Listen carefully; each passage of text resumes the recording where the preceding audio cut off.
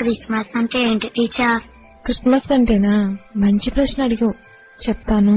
ఒక పాట పాడుతూ క్రిస్మస్ అంటే ఏంటో తెలుసుకుందామే.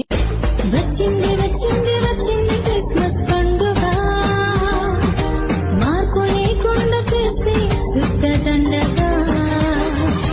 వచ్చింది వచ్చింది వచ్చింది క్రిస్మస్ పండుగ, యేసయ్య కోరింది మనలో మార్పునే కదా.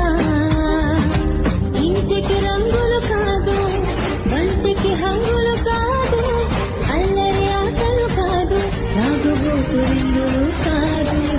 ఇంటికి రంగులు కాదు, బంతికి హంగులు కాదు, అల్లరి ఆటలు కాదు, రాగుబోతు విందులు కాదు.